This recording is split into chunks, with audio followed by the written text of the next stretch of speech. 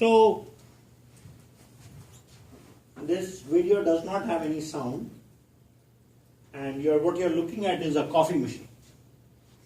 And I was thinking that we could look at your physical world and make a coffee machine.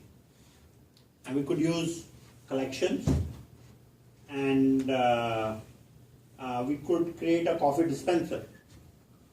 Like we could write the coffee machine classes. So I wanted to show you this coffee machine.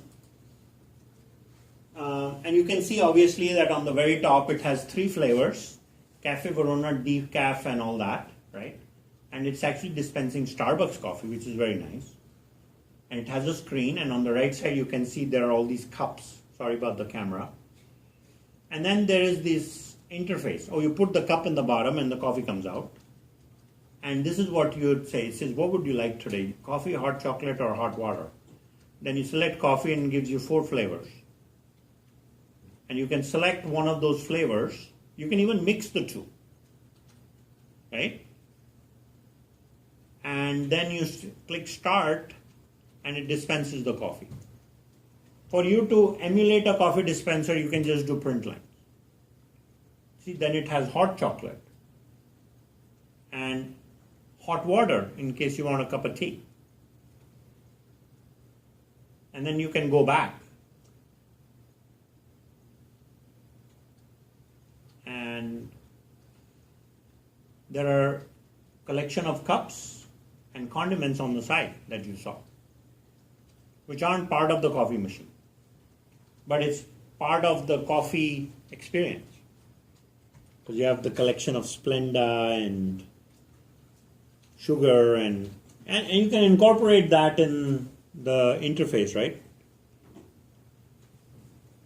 And so now the question that comes up is, can you guys use, there's one way to do this, that we could write a Java program all written in main. Or we could take this physical object and design it so it is completely object oriented.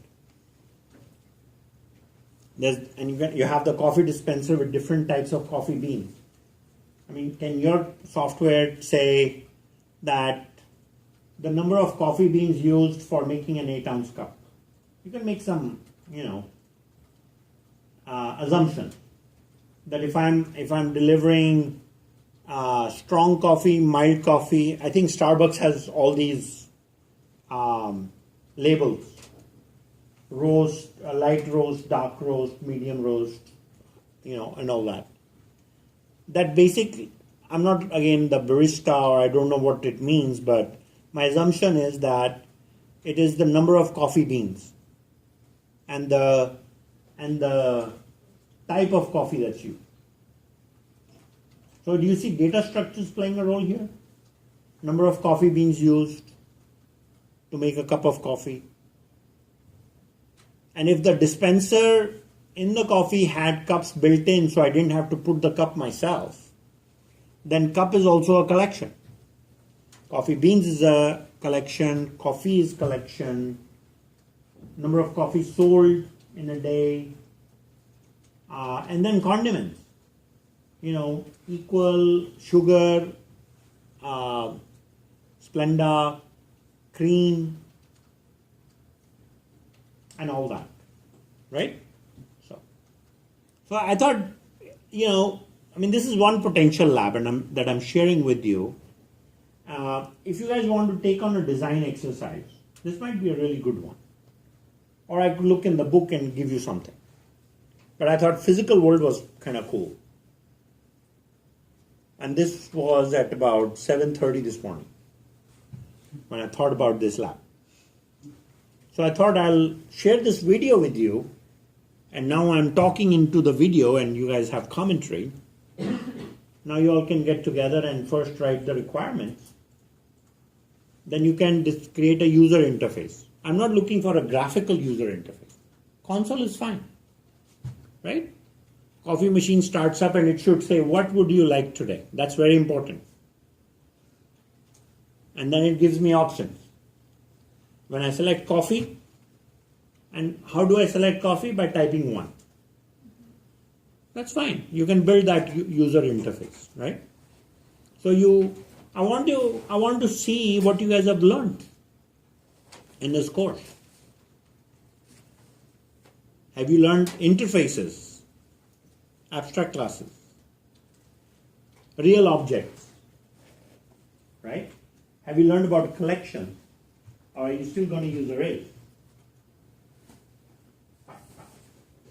I want to see your design, right?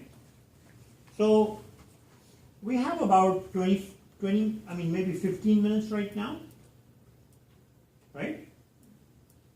There's no reason that you cannot pair up right now, and I was suggesting teams of 2 that get together and use a pen and paper and enumerate the requirements, right? And let's create a list that we all agree to in like 3 minutes, 3 to 5 minutes. And then let's spend 10 minutes designing. And then let's use part of Monday to design this in detail. You're also welcome to, of course, work offline. If you want to accelerate the lab, that's totally fine. And divide and conquer. Because if you come up with a good design, then you can say, let's say the 2 of you are working together and there are 7 classes you're going to write in lab 9. You code 3, she codes 4. And he'll write the driver and he'll test, because that'll be like extra work because you're writing 4 classes. One of them might just be an interface declaration. He gets to do more work, right? So you guys can get that little bit of experience as well, because when you write software in the real world, you're not going to be the only one writing. You're going to have to deal with other people, their style, right? Let's deal with that. And then how do you test? How do you integrate the code? So, yes. Any requirements about output? What is the purpose of this program? The purpose of this program is to show me what you know about object-oriented programming. So we basically have to make that in the program? Yeah, you make that as a program. I think I'm going to start writing video labs because I really like them. Next time I'll go and I'll be riding a bus. Maybe I'll notice how the guy is driving the bus and I'll say, write me a program to drive a bus. Why not? Right?